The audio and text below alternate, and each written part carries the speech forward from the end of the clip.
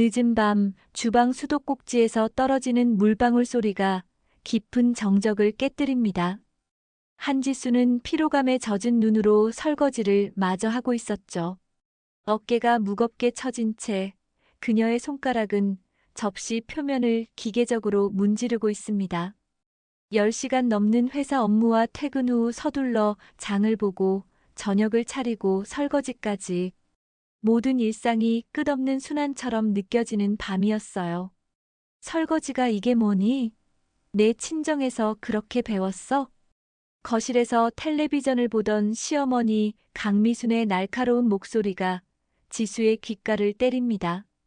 쉰 목소리에 담긴 경멸감이 주방 공기를 무겁게 만들었죠. 지수는 입술을 꾹 깨물며 아무 말도 하지 않았답니다.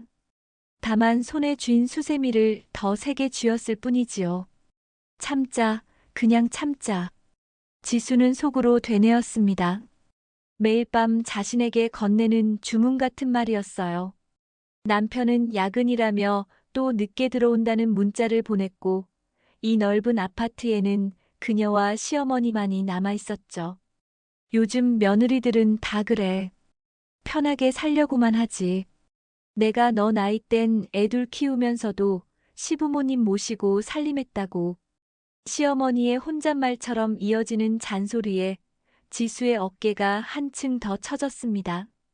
그녀는 마지막 접시를 씻으며 멍하니 창밖을 바라봤어요.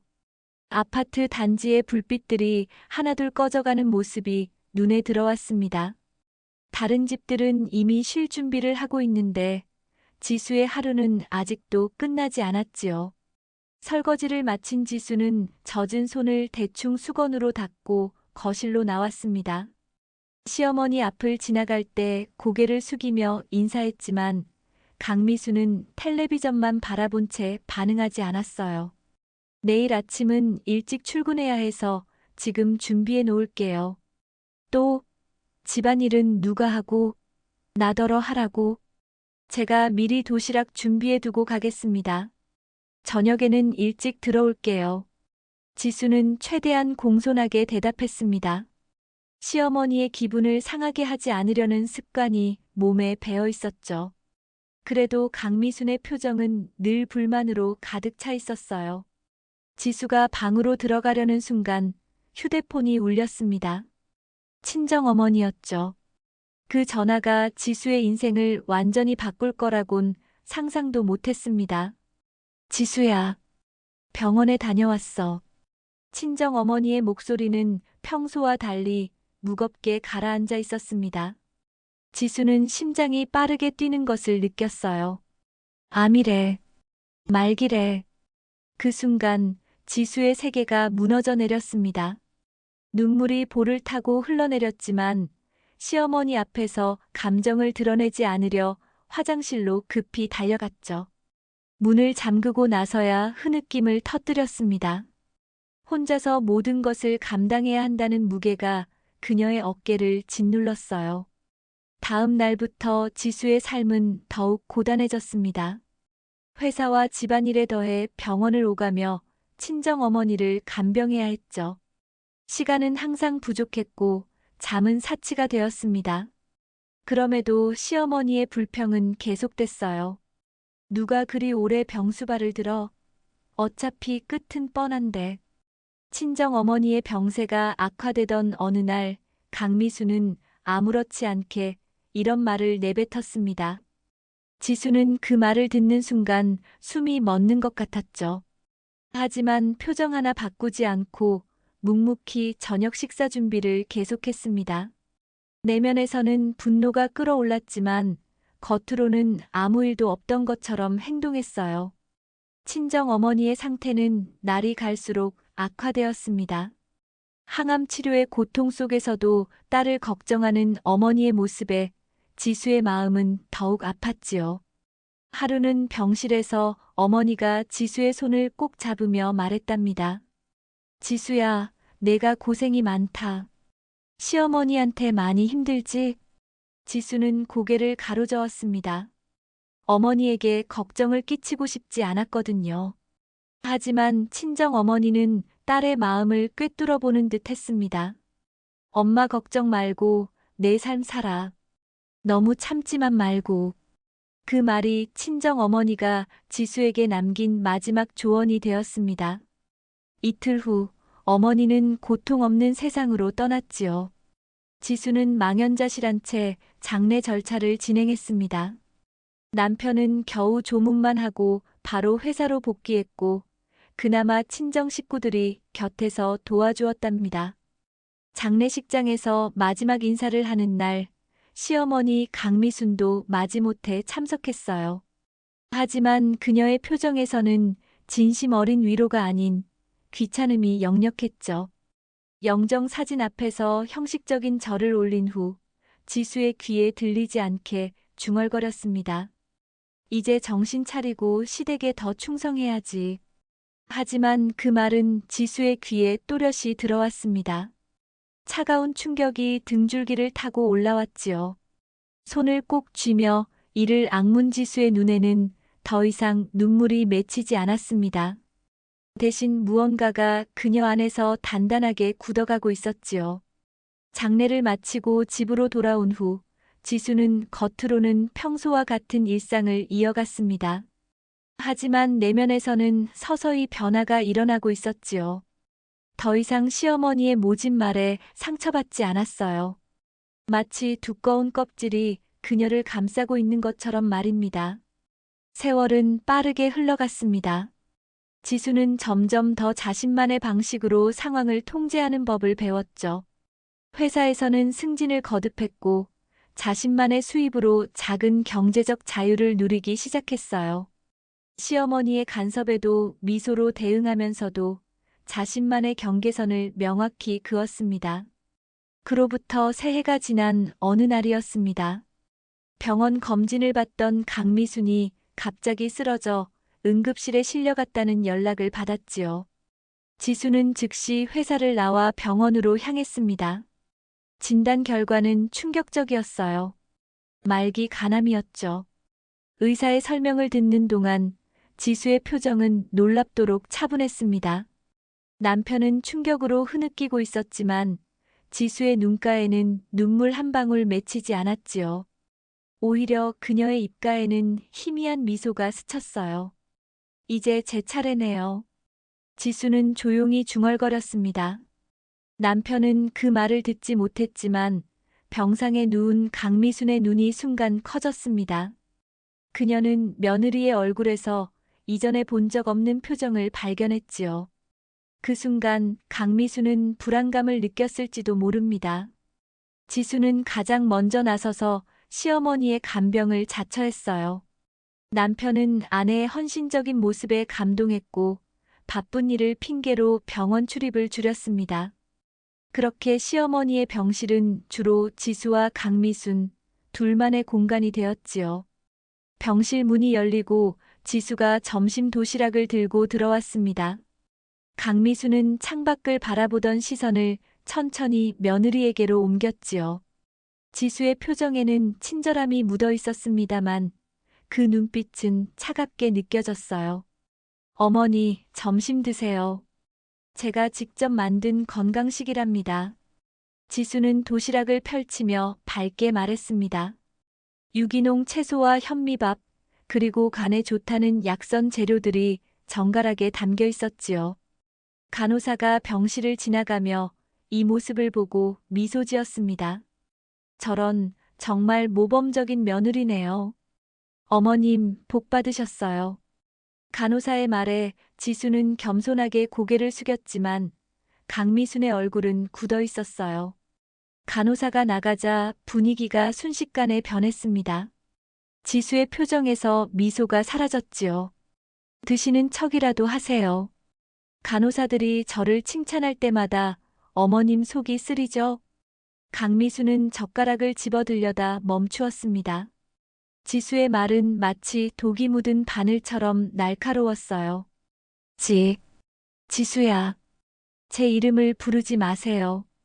어머님의 입에서 제 이름이 나오는 게 거북해요. 지수는 창가로 걸어가 커튼을 걷었습니다. 햇빛이 병실을 가득 채웠지만 그 온기는 두 사람 사이의 냉랭함을 녹이지 못했습니다.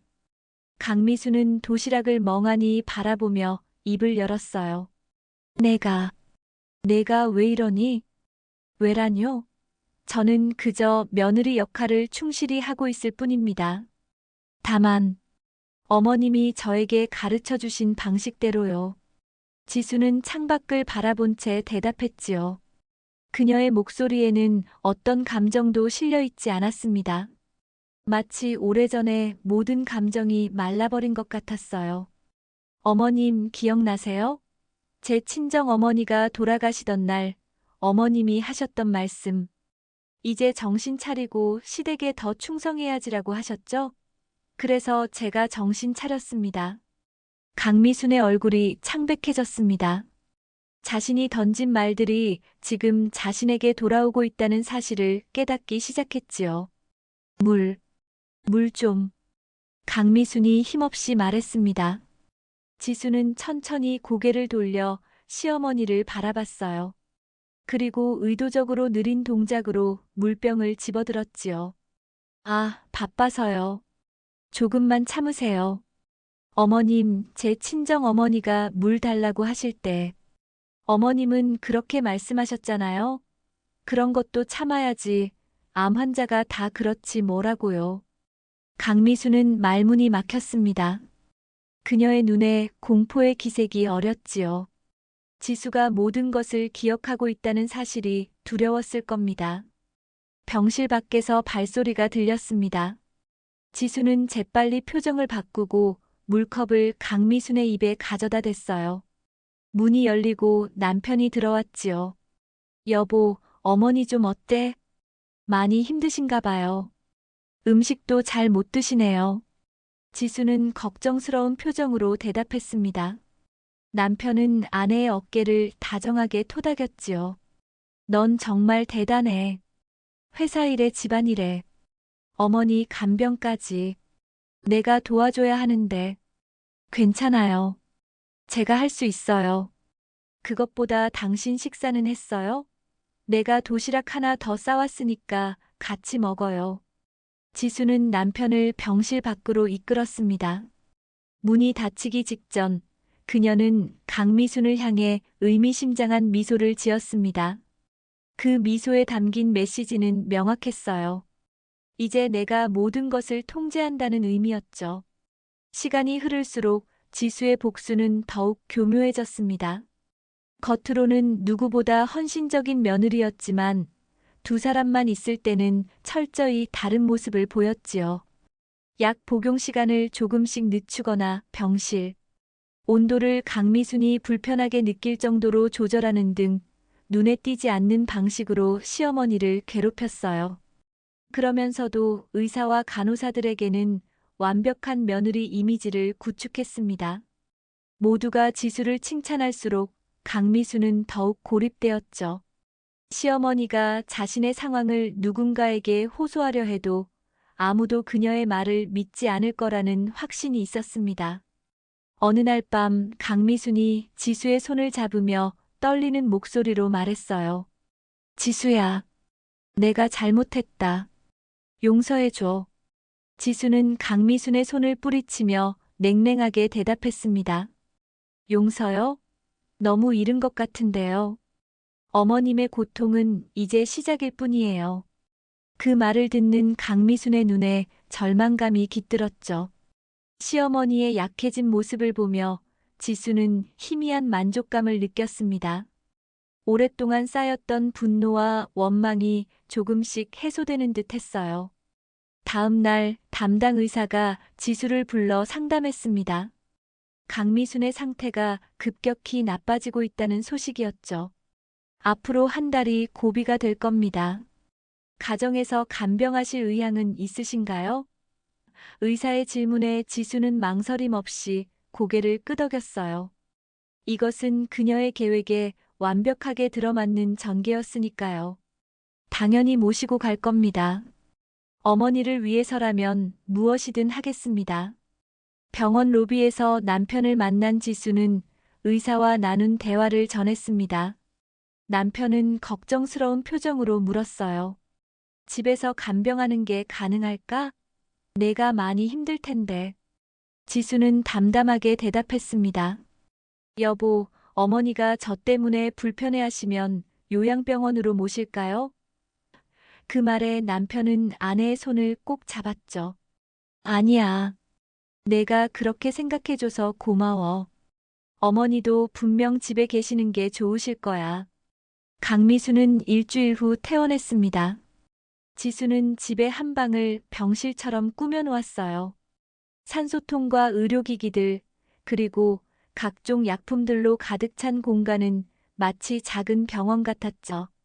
남편은 아내의 세심한 준비에 감동하며 고마워했습니다. 넌 정말 대단해. 내가 이런 아내를 만나서 행운이야. 그러나 남편이 출근한 후 집안의 분위기는 완전히 달라졌어요. 지수는 강미순의 방에 들어가 창문을 모두 닫고 커튼을 내렸습니다. 햇빛 한 줄기 들어오지 않는 어둠 속에서 그녀는 시어머니에게 말했죠. 어머님, 이제 우리 둘만 있네요. 제가 얼마나 기다려왔는지 모르실 거예요. 강미수는 두려움에 떨며 물었습니다. 내가 나를 어떻게 하려고? 걱정 마세요. 어머님이 살아계시는 동안 최선을 다해 모실 겁니다. 다만, 어머님이 저에게 그러셨던 것처럼요. 지수는 방문을 닫고 나갔고, 강미수는 혼자 남겨졌습니다.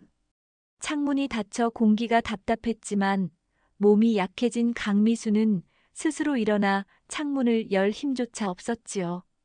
그녀는 그렇게 3시간을 견뎌야 했어요. 지수가 다시 들어와 창문을 열어줄 때까지. 어머님, 창문 열어드릴게요. 답답하셨죠? 제가 친정어머니 병실에 가면 어머님은 창문을 항상 닫아두셨잖아요. 감기 들면 더 골치 아프다면서요. 강미순의 눈에 눈물이 고였습니다. 자신이 했던 모든 행동들이 이제 하나하나 돌아오고 있었어요.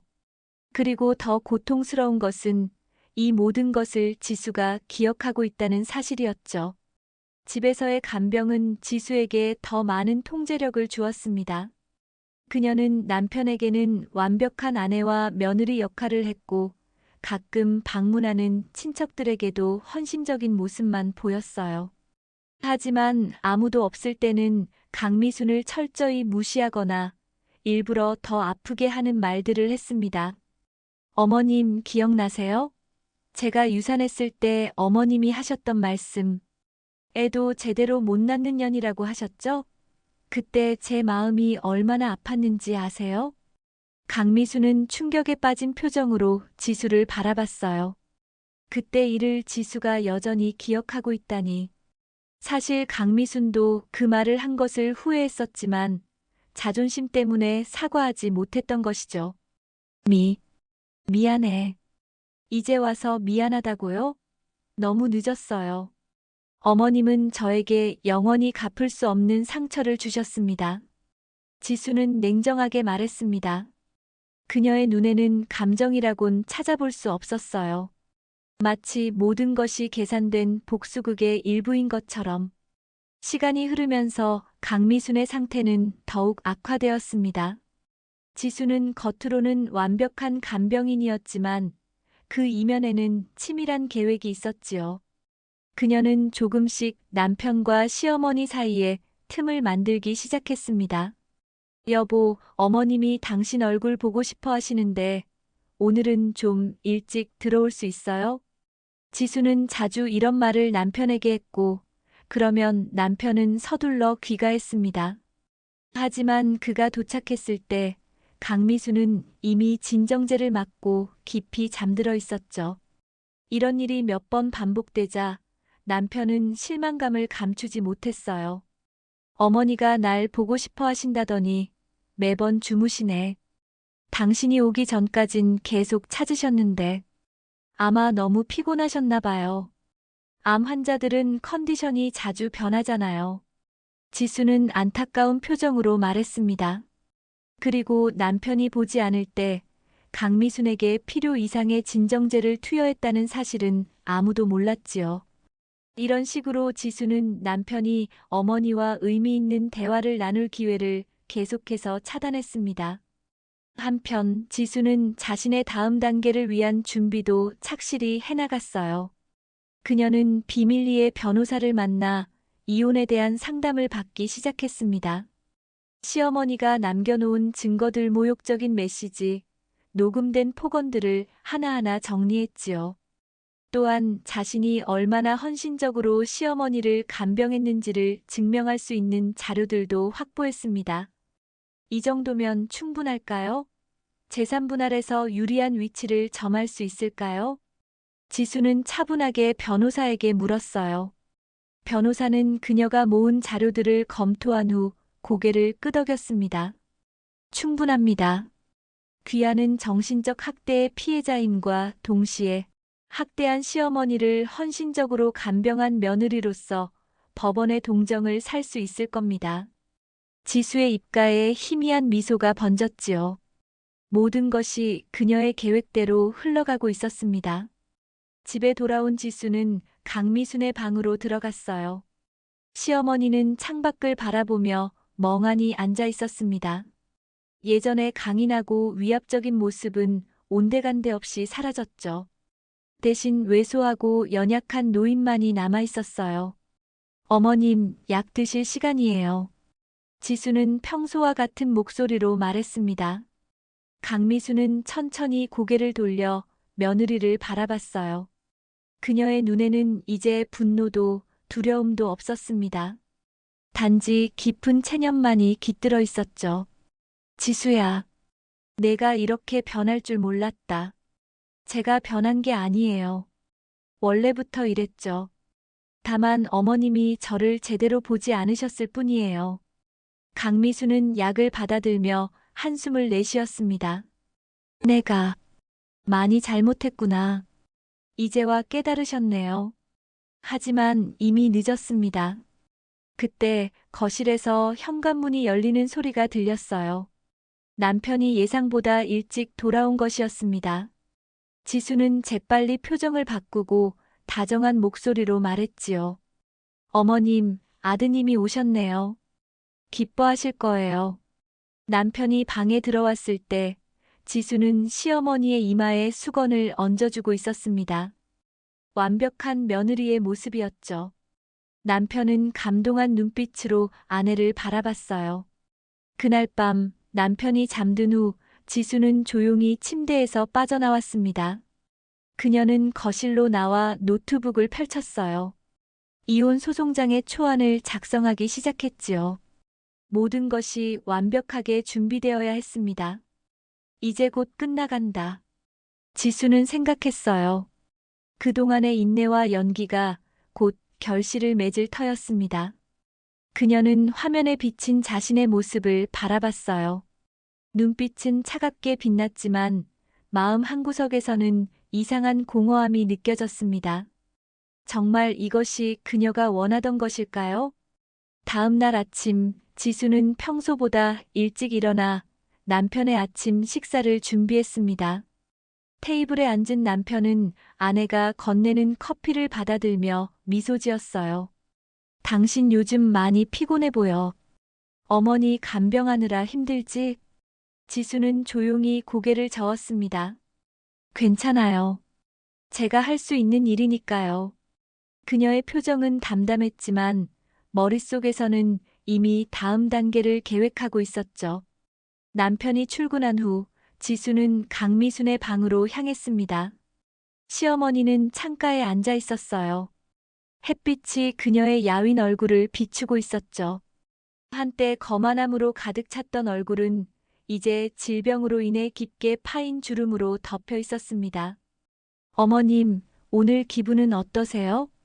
지수의 목소리에는 어떤 감정도 실려 있지 않았어요. 강미수는 천천히 고개를 돌려 며느리를 바라봤습니다. 그녀의 눈빛은 이상하게 맑았지요. 지수야, 내가 뭘 그렇게 잘못했니? 내가 나를 이렇게 미워할 만큼? 지수는 잠시 침묵했습니다. 그리고 깊은 숨을 내쉰 후 대답했어요. 어머님은 제게 인간이 아닌 도구로 대하셨죠. 제 마음, 제 상처, 제 인생은 어머님께 중요하지 않았습니다. 그저 아들을 위한 며느리, 집안일을 하는 하인, 그게 전부였죠. 강미순의 눈에 눈물이 고였습니다. 나도 그렇게 살아왔다. 나도 시어머니에게 그런 대우를 받았어. 그러면 어머님은 그 고통을 알고 계셨던 거네요. 그런데도 저에게 같은 고통을 주셨죠. 시어머니는 말문이 막혔습니다. 그녀의 얼굴에 깊은 후회의 기색이 스쳤어요. 하지만 지수의 마음은 이미 굳어져 있었죠. 이제 와서 후회해도 소용없어요. 어머님이 저에게 했던 모든 일들이 이제 돌아갈 차례입니다. 지수는 방을 나가기 전에 마지막으로 말했습니다. 오늘 저녁에 중요한 이야기가 있어요. 남편과 함께 식사하면서 할 테니 준비하세요. 그날 저녁 지수는 정성스럽게 식사를 준비했습니다. 강미순이 좋아하는 음식들로 가득 채웠지요. 남편이 퇴근하자 지수는 시어머니를 거실로 모셔왔어요. 셋이서 오랜만에 식탁에 앉았습니다. 오늘 무슨 특별한 날이야? 남편이 물었어요. 지수는 미소를 지으며 대답했습니다. 여보, 당신에게 말해야 할 게 있어요. 지수는 천천히 서류 봉투를 꺼냈습니다.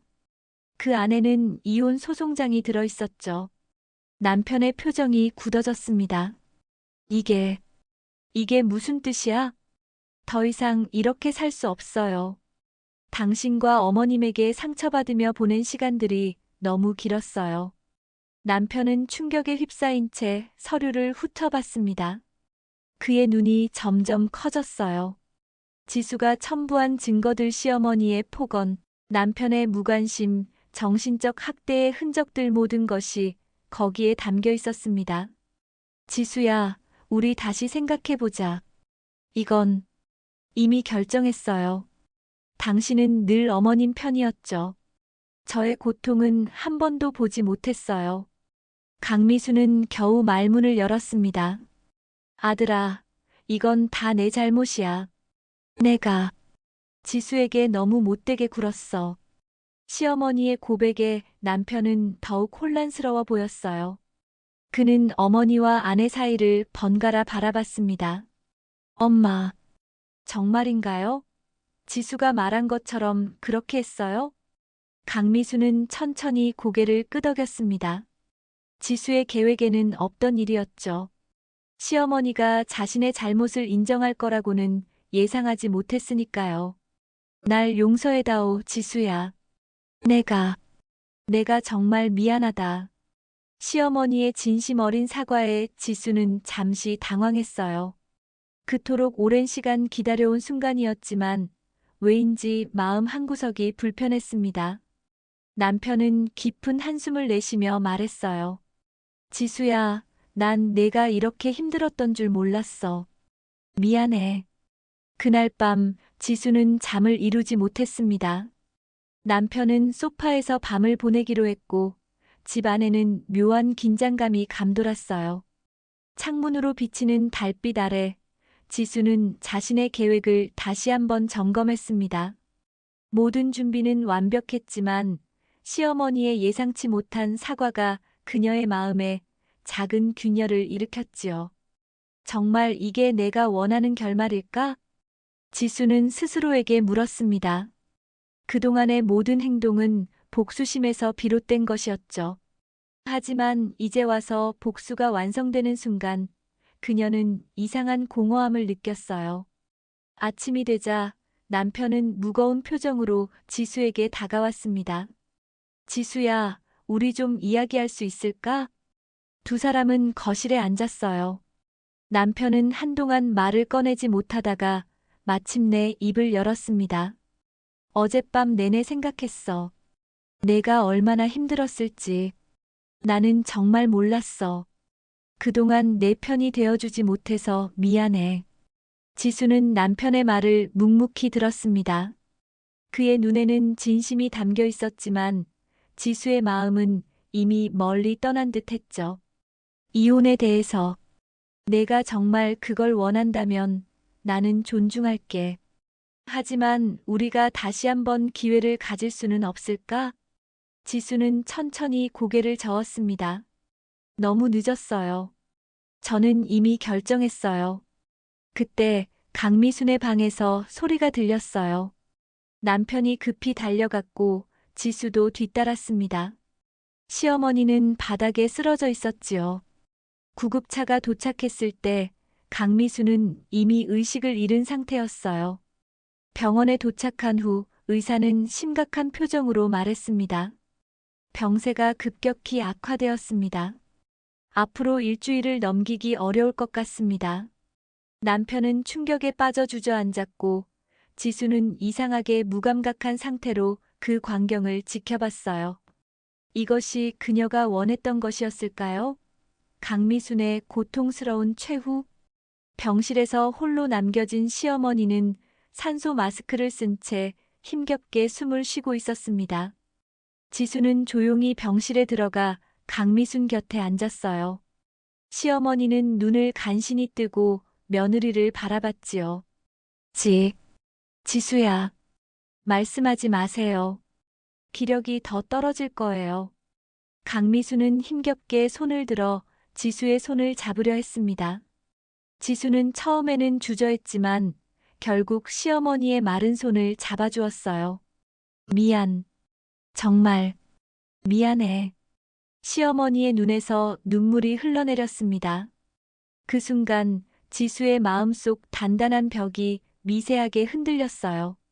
그토록 강인하고 냉정했던 시어머니가 이렇게 연약한 인간으로 무너지는 모습을 보는 것은 이상하게 슬픈 일이었습니다. 지수는 다음 날부터 변호사와의 만남을 계속했습니다. 재산 분할에 관한 협상이 진행되었지요. 남편은 처음에는 반발했지만 결국 지수의 요구를 대부분 수용했어요. 내가 원하는 대로 할게. 다만 엄마가 돌아가시기 전에 이 상황이 정리되면 좋겠어. 의사의 예상대로 강미순의 상태는 급격히 악화되었습니다. 지수는 매일 병원을 찾았지만 더 이상 이전처럼 차갑게 대하지는 않았어요. 대신 침묵 속에서 시어머니의 손을 잡고 있는 시간이 늘어갔죠. 어느 날 강미순이 지수에게 속삭였습니다. 내가 이렇게 달라질 줄 몰랐어. 지수는 무슨 말인지 이해하지 못했어요. 제가 달라졌다고요? 응. 내 눈빛이 달라졌어. 복수심이 사라졌어. 지수는 자신도 모르게 깜짝 놀랐습니다. 자신의 마음의 변화를 시어머니가 읽어낸 것이었죠. 정말 그녀의 복수심은 사라졌을까요? 아니면 단지 목표를 이뤘기 때문에 느끼는 허탈감일까요? 그날 저녁 이혼 합의서에 서명이 이루어졌습니다. 지수는 자신이 요구했던 재산의 상당 부분을 받게 되었고 새로운 출발을 위한 모든 준비가 완료되었어요. 이제 남은 것은 떠나는 일뿐이었죠. 이혼 서류의 마지막 서명을 마친 지수는 병원으로 향했습니다. 오늘이 그녀가 이 가족과 보내는 마지막 날이 될 터였죠. 병실 문 앞에 서서 지수는 잠시 망설였습니다. 안에서는 남편이 어머니의 손을 잡고 조용히 대화를 나누고 있었어요. 그들의 표정에는 깊은 슬픔이 묻어 있었습니다. 지수는 깊은 숨을 내쉬고 문을 열었어요. 두 사람의 시선이 그녀에게 향했습니다. 남편의 눈은 붉게 충혈되어 있었고 강미수는 이제 말할 기력조차 없어 보였죠. 들어와도 될까요? 지수의 목소리는 평소보다 낮게 깔려 있었습니다. 남편이 고개를 끄덕였지요. 지수는 조용히 병상 반대편에 앉았어요. 세 사람은 오랫동안 침묵을 지켰습니다. 창밖으로 석양이 붉게 물들고 있었죠. 서류는 다 처리됐어? 남편이 마침내 입을 열었습니다. 지수는 고개를 끄덕였어요. 네, 오늘부로 모든 게 정리됐어요. 강미순의 눈에서 눈물이 흘러내렸습니다. 그녀는 힘겹게 손을 들어 지수의 방향으로 뻗었어요. 지수는 잠시 망설이다가 그 손을 조심스럽게 잡았습니다. 저, 이제 가봐야 할 것 같아요.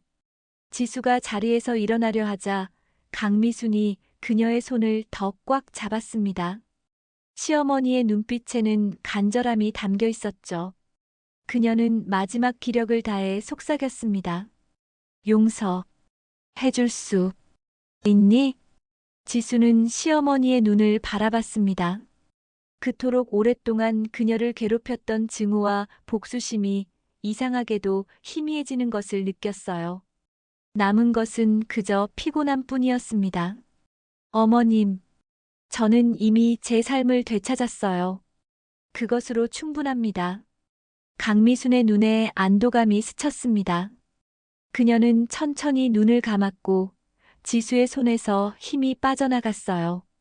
모니터의 심장 박동 소리가 일정한 간격을 유지하는 것을 보니 잠이 든 것 같았습니다. 지수는 조용히 자리에서 일어나 병실을 나왔습니다.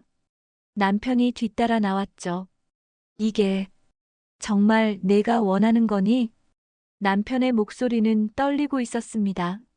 지수는 잠시 생각에 잠겼어요. 정말 이것이 그녀가 원했던 결말일까요? 복수를 완성하고 상처를 준 사람들을 떠나는 것? 지금 그녀의 마음은 이상하게도 복잡했습니다. 네, 이게 제가 선택한 길이에요. 제 인생을 되찾는 유일한 방법이었어요. 남편은 슬픈 눈으로 고개를 끄덕였습니다. 행복해지길 바랄게. 지수는 아무 말 없이 병원을 빠져나왔습니다.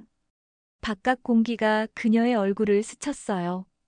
이상하게도 자유롭다는 느낌과 함께 알 수 없는 상실감이 교차했습니다.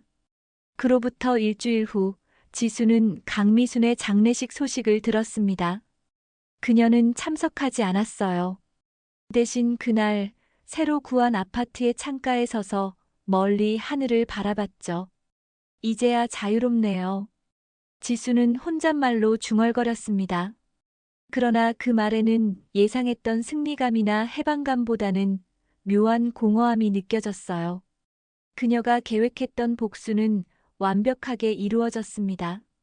재산도 나누어 받았고 강미수는 결국 후회 속에 세상을 떠났으며 남편과도 끝을 맺었지요. 하지만 지수는 이상하게도 기쁘지 않았습니다. 복수의 과정 속에서 그녀 자신도 변해버린 것 같았어요. 마치 시어머니의 냉혹함을 자신도 배워버린 것처럼 느껴졌지요. 지수는 천천히 창가에서 물러나 새집 거실을 둘러봤습니다. 모든 것이 새롭고 깨끗했지만 왠지 낯설게 느껴졌어요. 테이블 위에는 그녀가 막 타온 커피가 김을 모락모락 피우고 있었습니다. 지수는 커피잔을 들고 소파에 앉았어요. 이제 그녀의 삶은 완전히 새로운 국면으로 접어들었습니다.